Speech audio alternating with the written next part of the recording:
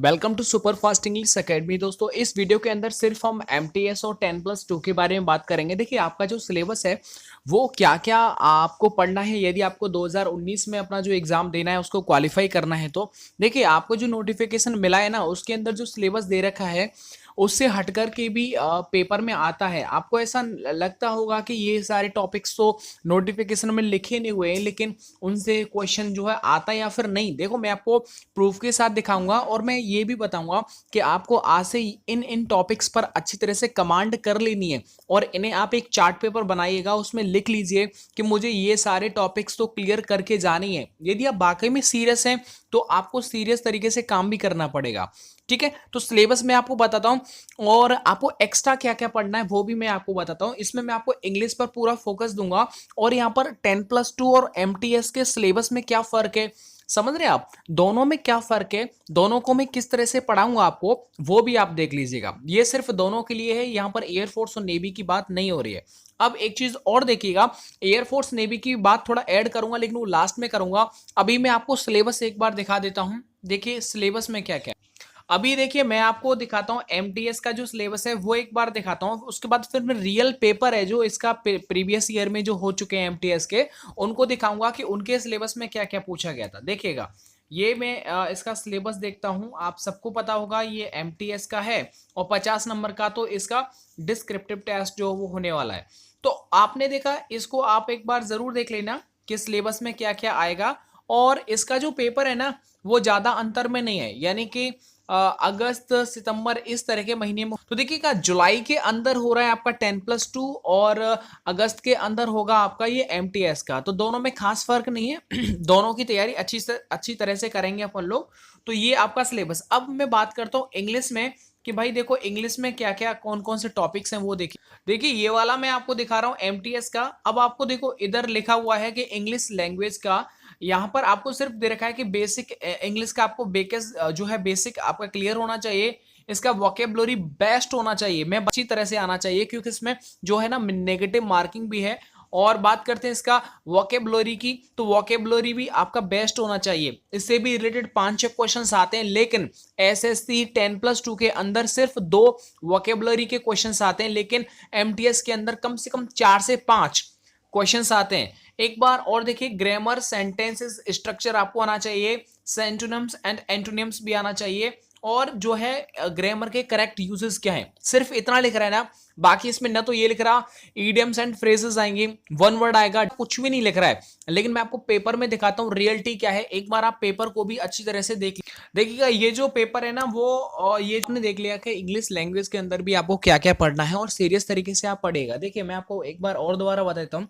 इसमें जो fill in the blanks की जो संख्या होती है वो कम से कम 10 आते हैं। 10 काफी ज्यादा संख्या में होते हैं फिल इन द ब्लैंक्स, वो ग्रामर बेस्ड होते हैं। ठीक है, और इसके बाद आपने देखा कि इडियम्स एंड फ्रेजेस तो आते ही आते हैं। इडियम्स एंड फ्रेजेस भी 2-3 क्वेश्चंस यहाँ से बनते हैं। वन वर्ड से भी कम से कम 4 से 5 क्वेश्चन बनते हैं।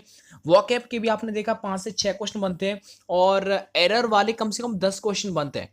तो यहाँ पर जो इनका काफी ज्यादा नंबर में ये क्वेश्चंस यहाँ पर देखने को मिलते हैं। एक चीज और देखा होगा आपने कि 10+2 और एमटीएस के सिलेबस में खास फर्क नहीं है, क्योंकि ये जितने भी जो है सिर्फ क्वेश्चंस की संख्या थोड़ा चेंज होता है। ठीक है, एसएससी 10+2 में सारे टॉपिक्स में से लिया जाता है एक दो क्वेश्चंस, बट इसमें क्या है कि एक ही टॉपिक से ले लिया जाता है काफी सारे क्वेश्चंस। तो और एक और बात, यहाँ पर 10+2 के अंदर जो इसका पैसेज होता है ना, वो आपको क्या है कि आपको जैसे खाली जगह भरने को आएगा। ठीक है, जैसे पूरा पैसेज लिखा उसमें से बीच में से 41, 42, 43 इसमें क्या क्या आने वाला है, तो वो एक थोड़ा सा सोचने वाला होता है। और लेकिन एमटीएस के अंदर जो पैसेज आता है वो ऐसा आता है जैसे आपने 10+2 या सॉरी उसमें 10वीं क्लास के अंदर जो आपने दिया था ना, ऊपर पूरा पैसेज लिखा गया, नीचे उसके क्वेश्चंस छांटने हैं। तो इस टाइप का यहाँ पर पैसेज आता है, तो काफी ज्यादा इजी पैसेज होता है। तो आपको बस ये याद रखना है कि इसका जो सिलेबस है आप खुद भी चेक कर सकते हैं। सिलेबस जो है ज्यादा डिफरेंट नहीं है। अब आपने देखा कि ओवरऑल सिर्फ क्वेश्चंस की संख्या चेंज हुई है, बाकी सिलेबस सेम का सेम है। ठीक है ना, सिर्फ संख्या बदलती है, बाकी और इसमें कुछ नहीं है।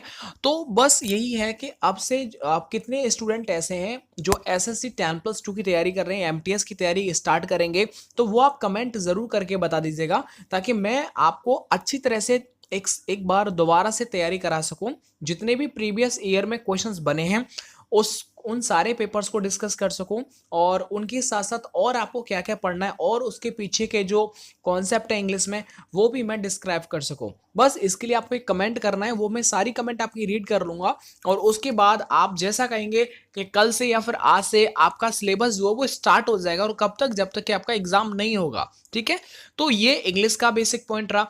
अच्छा, एक चीज और देखेगा, एयरफोर्स और नेवी का जो सिलेबस होता है इंग्लिश का, एक बात और, यदि आपने मेरे चैनल से पढ़ाई किया है, आप भले एयरफोर्स की पढ़ाई करते हैं या फिर नेवी की, ये मैं श्योरिटी के साथ दावा दे सकता हूं कि यदि आपने मेरी वीडियोस को अब तक देख लिया है ना, जितनी भी आपने पढ़ी है, यदि आप उनको पढ़ करके भी यदि आप एसएससी 10+2 का या फिर एमटीएस का, मैं कह रहा हूं सीपीयू तक का आप एग्जाम आराम से क्रैक कर सकते हैं, क्योंकि इंग्लिश कोई बाहर से नहीं आती है, सिर्फ वही कॉन्सेप्ट होते हैं, बस उनको लॉजिकली तरीके से आपको समझना पड़ेगा। वो मैं आपको समझा दूंगा, आप पूरा भरोसा रखिएगा, आपको कोई प्रॉब्लम नहीं आएगा इंग्लिश के अंदर, कोई कोचिंग जाने की जरूरत नहीं है, मैं इतना अच्छा पढ़ाऊंगा, आपको समझ में आ जाएगा। तो आप बस एक कमेंट कर दीजिएगा, इसमें मेल और फीमेल दोनों ही फॉर्म भर सकते हैं, काफ़ी अच्छी वैकेंसी है, वैकेंसी की संख्या भी ज़्यादा है। और इंग्लिश की तो भाई बिल्कुल चिंता मत करना। बात करते हैं जीके और जीएस की, तो जीके और जीएस की भी एक देखिए टॉप स्टडी क्लासेस एक चैनल है, वो भी सर अच्छा पढ़ाते हैं, और उनसे मैं कह दूंगा तो वो भी अपनी जो है सीरीज स्टार्ट कर देंगे जीके एंड जीएस, जो कि 10+2 और एमटीएस लेवल का होगा। वहीं से कुछ प्रैक्टिस सेट जो बेस्ट हैं उनसे भी क्वेश्चंस जो है वो प्रोवाइड कर देंगे। ठीक है, और इधर ऑल इंडिया जीके उनसे भी मैं बोल दूंगा। तो आपका जीके वाला पोर्शन है, और स्पेशली मुझे अगर लगेगा कि हाँ इन टॉपिक्स को आपको बताना चाहिए, तो उन पर भी जीके और जीएस में अच्छी तरह से आपको मैं खुद भी बता दूंगा कुछ टॉपिक्स में, क्योंकि मेरा इतना अच्छा कमांड नहीं है, बट आपको प्रैक्टिस करवा सकता हूं। ठीक है, प्रैक्टिस करवा सकता हूं, इसके साथ उन सर से मैं बोल करके ये आपका जीके और जीएस जो बेस्ट करवा दूंगा। एक तो ऑल इंडिया जीके और एक है टॉप स्टडी क्लासेस, ये दोनों ही चैनल जो कि वो अच्छा कराते हैं, और उनसे बोल करके आपके इधर जीके और जीएस का तो प्रॉब्लम दूर ही हो जाएगा। बाकी रही इंग्लिश की बात, तो इंग्लिश का एयरफोर्स नेवी, और इधर आपका 10+2 हो सीएचएसएल का और एमटीएस का, इन चारों का जो इंग्लिश है ऑलमोस्ट मैं कंबाइंड कराऊंगा। देखिए, जो पढ़ने वाले जो सीरियस होते हैं या फिर जिन्होंने काफी ज्यादा एग्जाम्स दिया है या फिर बहुत ज्यादा प्रैक्टिस करते हैं, तो उनको एक बात समझ में आती होगी, चाहे वो एमटीएस का इंग्लिश पढ़ लें, चाहे वो 10+2 का या फिर एयरफोर्स और नेवी का, बात बराबर होती है। देखिए, मैं पढ़ाता हूं इसलिए मुझे पता है, ऐसा नहीं है कि मैं आपको सिर्फ लॉलीपॉप दे रहा हूं कि बस समझा रहा हूं कि हाँ मैं एमटीएस का पढ़ाऊंगा 10+2 का, और एयरफोर्स वाले आप देख लो। मेरे दोस्त देखो, कॉन्सेप्ट वही रहते हैं। एयरफोर्स का लेवल इतना हाई नहीं होता इंग्लिश का, क्योंकि उसमें बाद में जीडी जुड़ा होता है। ठीक है ना, तो इसमें भी लेवल इतना हाई नहीं होगा, क्योंकि इसके बाद दूसरा पेपर भी आपको देना है। तो ऑब्वियसली इंग्लिश जो है वो सेम होता है, बस समझने का थोड़ा थोड़ा फर्क है, आप क्या समझते हैं।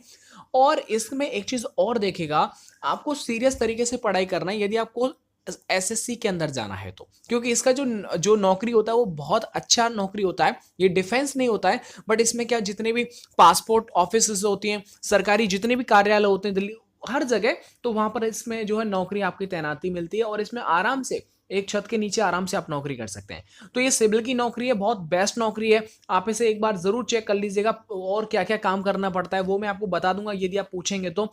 बट एक चीज आप याद रखिए, आज से ही अपनी आप रणनीति तैयार कर लीजिएगा कि आपको 4 से 5 घंटे डेली पढ़ना है, मन तन से पढ़ना है। एक चीज और, यूट्यूब पर ज्यादा भरोसा रखना, जो चैनल्स जो अच्छे चैनल्स हैं, क्योंकि अगर मान लीजिए, अगर मान लो उनको नॉलेज भी नहीं, कम से कम प्रैक्टिस तो आपकी हो सकती है। मैं आपको सीरियस बात बता रहा हूँ, यानी आप मुश्किल से 10 मिनट की वीडियो है या फिर 15 मिनट की है, तो वो आप 7 से 8 मिनट में एक बार प्रैक्टिस कर सकते हैं। तो मंथन से पढ़ेंगे तो कोचिंग से भी अच्छा आप रिजल्ट ला सकते हैं, सिर्फ यूट्यूब पर डिपेंड रह करके। आप, मुझे भरोसा है इसलिए मैं आपको ऐसा बोल रहा हूँ। बाकी यदि आपको लगता है कि नहीं कोचिंग जो है जाना सही रहेगा, तो आप कोचिंग भी ज्वाइन कर सकते हैं। ऐसा नहीं कोचिंग में पढ़ाई नहीं होती, कोचिंग्स में भी पढ़ाई होती है। तो ऐसा भी नहीं है कि यूट्यूब पर पढ़ाई नहीं होती, यूट्यूब पर भी पढ़ाई होती है, जैसा आप चेक करेंगे, सर्च करेंगे, वैसा आपको निकलेगा। तो इंग्लिश की आप बिल्कुल चिंता मत कर, जीके एंड जीएस का बता दिया, बाकी मैथ और रीजनिंग ये आपके ऊपर है, तो वो आप खुद देख लीजिएगा। दोस्तों, आप कमेंट जरूर कर देगा, वीडियो लाइक बाइक भले ही मत करना, बट कमेंट करके थोड़ा सा जरूर बता देना कि सर हम इस चीज़ की तैयारी करना चाहते हैं, और आप हमको इस तरह से ये कोर्स जो है स्टार्ट करवा दीजिएगा। Thank you so much.